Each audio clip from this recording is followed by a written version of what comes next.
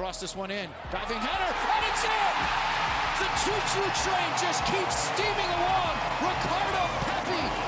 Playing with 10 as FC Dallas on the break. Ricardo Pepi, first of the night. Des, US have numbers here. And Ricardo Pepi, the prodigy strikes again. Mature beyond his years. This is a risky, a very bold move for Ricardo Pepi. I'm here for it. I applaud it. The aguacates are all-time high.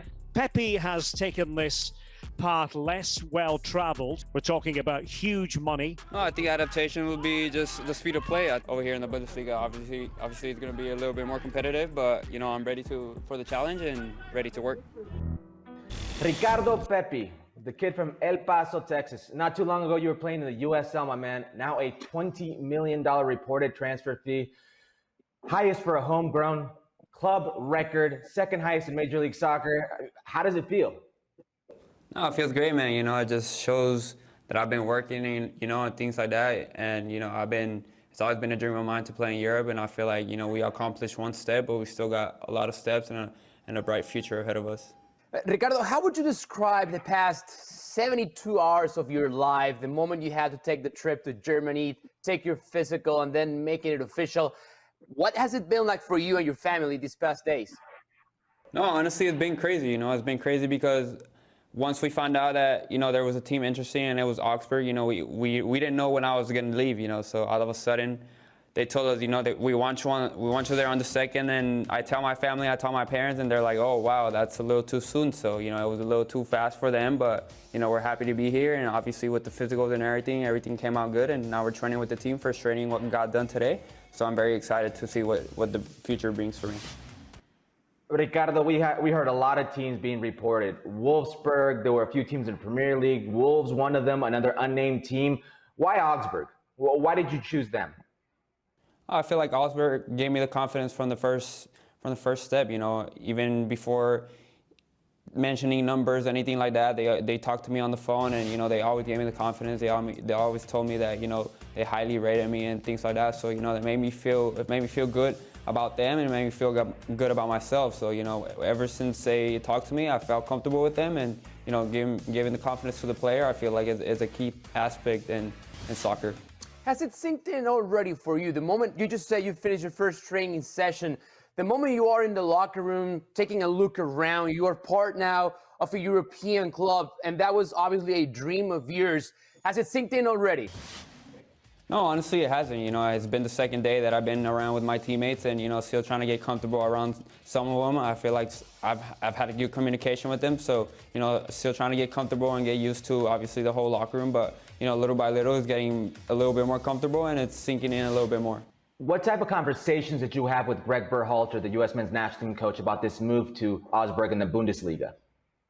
No, you know, I've always talked to Greg about anything that I've had to talk about him, and he always told me that just go to the team. I think I'm going to play the most. You know, it's so important that I keep playing, that I keep developing as a player, especially with the World Cup coming up. So it was important for me to get opportunities and be able to grow as a player and take that next step.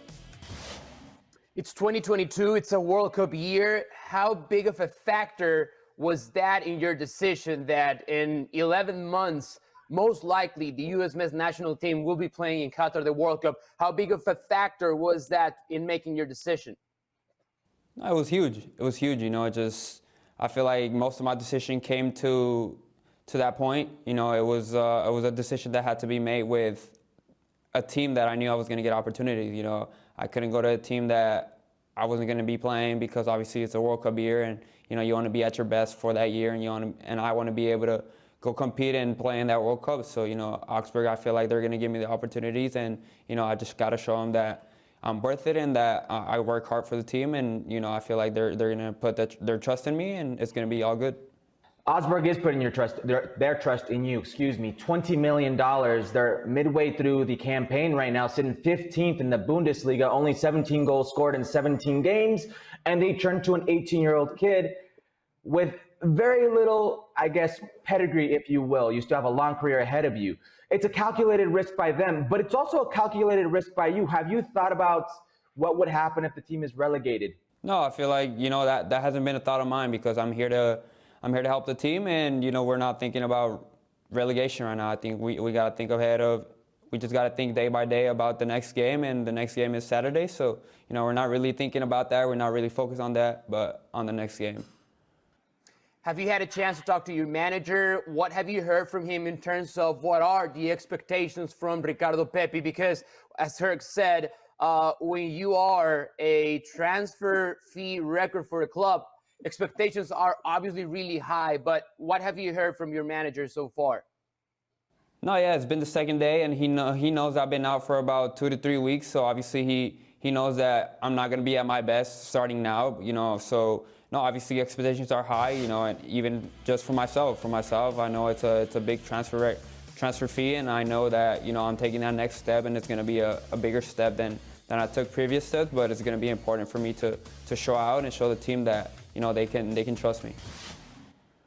Ricardo, we had Jurgen Klinsmann on the show about a month ago, maybe a few months ago. Jurgen Klinsmann, the ex-U.S. men's national team coach, one of the best forwards to ever play the game. He was talking about the timing and how the timing needed to be right. We're going into a World Cup year. Why was the timing right now?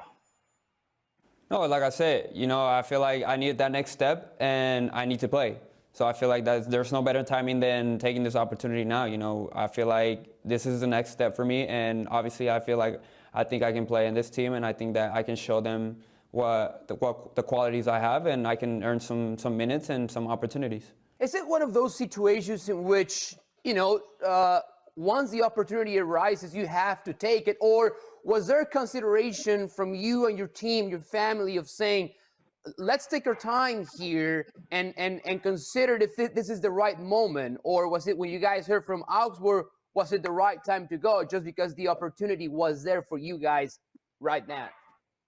No, there was a lot of talks behind it. There wasn't only, there's one team, so we got to pick the team. I feel like me and my family, we went through every single team that contacted my agent, and we talked about every single team, and at the end of the day, we chose the best option for me, and we feel like this is the best option and the best club that we could have came to. Ricardo, there are a lot of nines or potential nines who are playing in Europe. Josh Sargent, Jordan Pifuk. You have Matthew Coppy, Timothy Weah, who can play there as well. Daryl Dika, who just transferred to the championship. Did you feel that you had to make the move to Europe? No, honestly, that wasn't part of the reason why I made my move to Europe. I feel like, the MLS always, they have a good level compared to previous years. We've always been growing the MLS in general. So, it wasn't really because of that. It was more because for me, it was more for a personal decision that I felt like I was ready for that next step, and obviously I have teammates in Europe, but that wasn't the reason why I made this transfer. How much was your choice influenced by Bundesliga success, by teammates of yours in the national team? Yeah, I definitely talked to Weston. I talked to Christian, and they told me that this is a good league for me. They said that before I even signed here, they were like, I feel like the Bundesliga, you would kill it, and obviously, I took that under consideration, and my agent, my family, they put the trust in me, and they also think that this would be a good league for me to develop. So the January World Cup qualifiers, I know we just started the year and just made a move, but they're around the corner, and I'm sure you're keeping your eye in being a part of that team. How much do you believe this move will impact your presence in the U.S. men's national team? Obviously, you have to be playing to be able to go to a World Cup qualifier. I feel like that comes in the decision when it comes to, Greg always looks at the players who are playing. If you're not playing, then obviously you're not going to be able to be on that roster. So I feel like I gotta work hard, and I gotta be able to start playing. And if I'm playing by then I feel like it's gonna help me for the World Cup qualifiers. Take me back to the game versus Mexico. You're a Mexican-American kid. Your parents are Mexican. You grew up watching Mexican soccer. What was it like to play against Mexico? Take me back to that day, what you were feeling, that emotion. No, it was certainly a special day, a special day. I had my family in the stands, and, we were all taking it how it came. It was a day that, honestly, I was numb by the feeling of just being excited. It was so good. Like, it felt so good to be able to be on that field with all the fans and, all the atmosphere around the stadium. It was great. And adding to that, there's the game now, obviously, in March at the Estadio Azteca. How much are you looking forward to being a part of that game and playing at Estadio Azteca? No, definitely looking forward to that. But like I said, I feel like we have 3 games coming up, and we have got to focus on those first because, those are the most important ones next. So, I definitely would love to play in Estadio Azteca with their crowd, our fans going over there. So it's gonna be amazing. But we have something closer to look forward at. Ricardo, if I could I ask you, if you take me back to the decision that was U.S. national team or the Mexican national team, did the fact that when you look at the player pool on the U.S. men's national team side, you see so many young players being given an opportunity and being exported, influence at all your decision? Yeah, that influenced a lot. That was actually a good positive thing that, I looked at the squads and, there was a lot of young players that I used to play with even in the O2 team, and I was looking at that and I saw them got their opportunities and, I was like, okay, then I can be on that team and I can compete. Well, Ricardo Pepi, muchas gracias. Thanks for being with us, my man. Thank you. Herkin Mao, great stuff there with Ricardo Pepi as we look at some of his competition for the upcoming season with Augsburg, who, as you guys mentioned in the interview there, right now 15th in the Bundesliga, 1 point above the relegation zone. And if you want more of that Ricardo Pepi interview, don't worry. Listen into the podcast. We got the extended version, the full clip. You, Mao, and Ricardo Pepi discussing all things Mexican and American soccer. So it should be very interesting. Herc, I'm wondering what your biggest takeaway was from that interview, what we heard there, also what didn't quite make it that was on the edit room floor. One thing I would point out is he sounds really confident about playing time, almost as if there were guarantees made, right? I don't know if the word guarantee is the correct word because there are no absolutes, but he's definitely a confident kid and he definitely feels he will play. That's one takeaway. The other takeaway, and we've spoken about it many times here, is when all things are equal for dual citizens, for especially Mexican Americans in this rivalry, it almost becomes a business decision, right? And he said so himself. When I looked at both pools, and one pool has young players being given a chance and are being exported, are all of a sudden going to Europe, yeah, that influences one's decision. Something you guys talked about a lot on Monday's show, the lack of exportation of Mexican players. Oh, worth noting, right? He's not playing in Liga MX at the end of the day. He is playing in MLS, right. And I don't know if it's a national team so much as a league thing. Let us move then, shall we, to a quick edition of Book It. We love to set over-unders, okay? So Ricardo Pepi is going to have 17 Bundesliga games with Augsburg. Let's say he starts, 2/3 of those games, so 10, 11 games. I'm going to set his over-under for the rest of the season at 5.5. Now, I know that's high, right? That's basically saying he's going to get a goal every other time out for Augsburg. But hey, that's kind of the return you expect for a big-time striker signing. So 5.5. What do you think, over-under? Okay, very quickly. When you mentioned this in the rundown, meaning when you explained it, I immediately thought, didn't we do the same thing for JJ Macías of Chivas going to Getafe, the young Mexican striker, very talented Mexican striker? You took the over at 5.5. So ironically, the same line for a full season. I'm going to take, like I did with JJ Macías, the under.